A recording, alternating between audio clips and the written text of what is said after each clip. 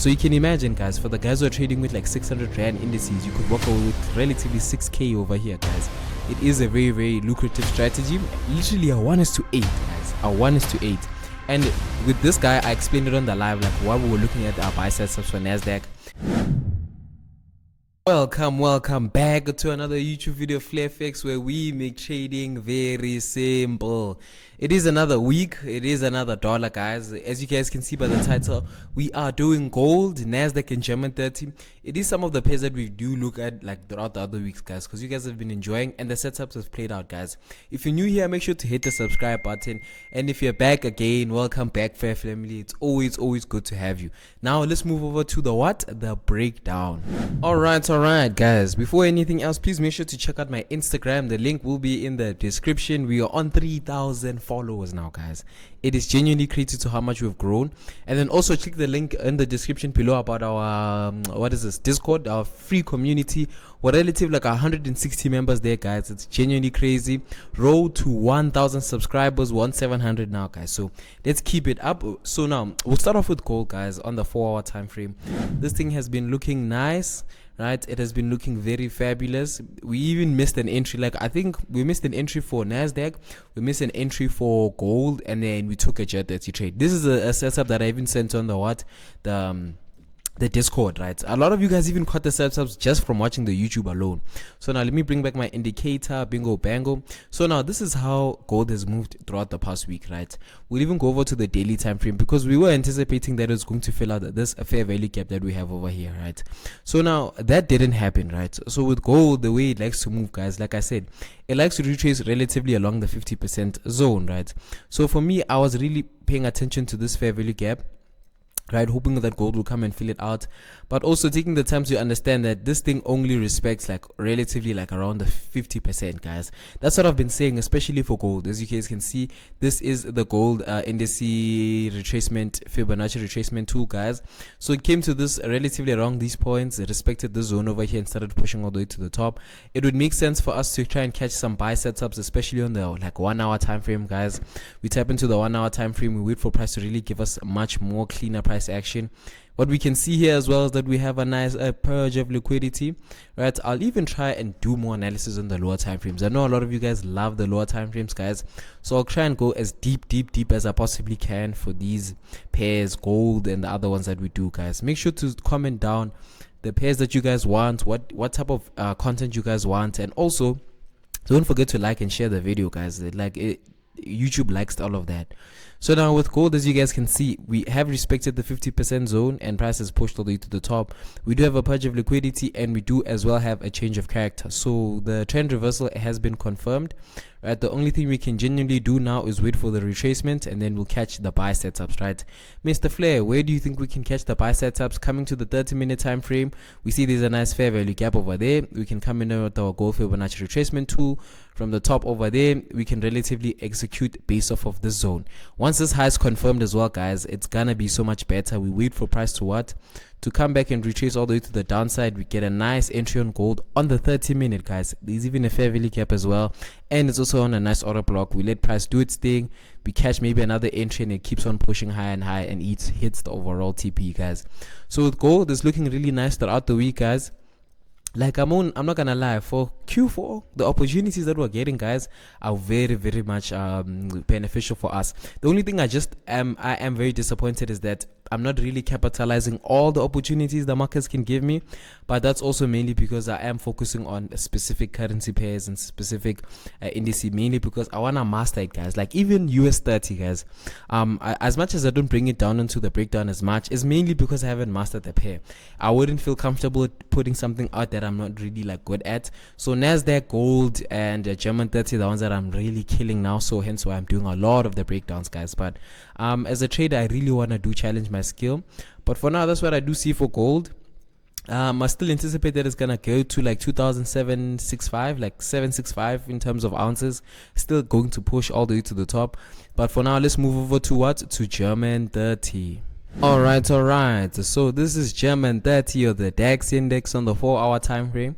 We'll just tap over to the daily time frame firstly, guys, so we can really get a bigger broader perspective, right? So for this, guys, we can see it has made this high over here and it has made this low over here, and price has pushed all the way to the top. Beautiful scenes, we love to see it, and it's looking really good, right? We can come in over here and classify this as a break of structure, right? And then we'll let it chill like that, right? So for now, what we're playing in is between this low and this high, right?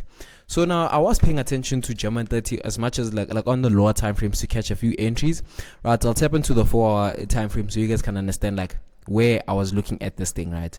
And also looking at it from the daily time frame, right, it gives you like a broader perspective to how this thing could move in the long term, right? So on the 4-hour time frame, during the week, what we were looking at is taking these buys, right? We took these buys. I even sent it on the free community, link is in bio, guys. We'll switch it over to the indice one, bingo bango, and then this is the area we were taking buys in, right, guys? Beautiful, beautiful, beautiful.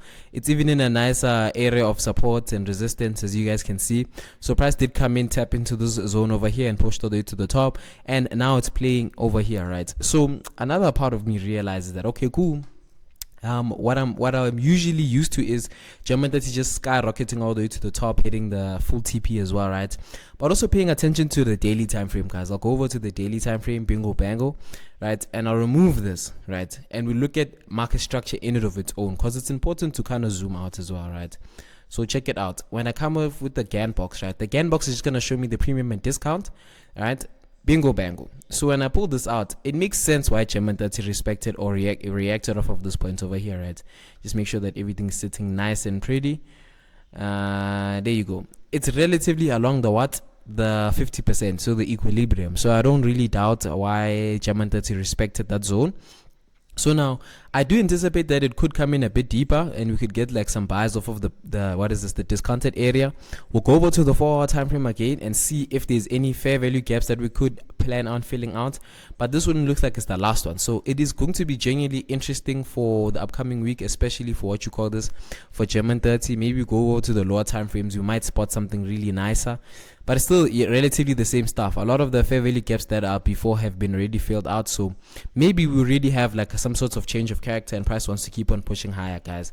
So that's what I do see for GER30. In terms of entry for now, I still am a bit lopsided between letting price come a bit deeper all the way to the downside, then we look for more buying opportunities, or we just keep on with the buys, guys, because our overall perception of this guy is we were executing based off of this level, and our buy setups are really relatively over here, right? So this is the preconceived notion that I did have, right? But I'm also understanding that this is also what in the premium zone, guys. So this is why it's important, guys, to kind of understand where you are in the trend, because another thing is you could be in this thing, you could be looking for buys, right? And buy setups could work, but only till a similar point, right? If you were deeper into this, you could find price going higher and higher, but relatively right now price is a bit expensive to be buying it, so we can potentially even hit the stop loss and go a bit lower, maybe even respect this OB that we have over here and then push all the way to the top, right? So it's something that we need to be wary of. I'll still stick with this perception because, you know, trade your setup or plan your trade, train your plan. We'll trade this, just making sure that once price does, the market opens, I will break even, mainly because of the preconceived notion that I have now. I'll just break even on this one. If it takes us out, we understand that we are waiting for different opportunities, but usually, guys, what I tell the team is going for like a 1:2, 1:3 is more than enough, and your take profit would probably be hit like a 1:2, even a 1:3. Like that's what we usually go for. So I know some guys are holding it for long term, so these are what I usually go for: 1:2, 1:3, guys. It is a counter trend trade, so let's just let things do its thing. GER30 do its thing. But for the next week, we will be patient, guys. I will be sending more of these setups and breakdowns, especially on the free community, guys. So make sure to check the link in the description. Go to the free community. Check out my Instagram as well. That's why I'll be posting like a lot. Any trades that I take, any floating positions that I have, I'll post it over there. I go live. I talk to you guys. So it's basically like a community, guys. But the people who are watching really appreciate it. Let's move over to NASDAQ. All right. So this is NASDAQ, guys. Let me remove this because it's a bit cluttered. So with NASDAQ, I feel kind of disappointed, mainly because what is this? This was a missed entry, and look at how beautiful it is, guys.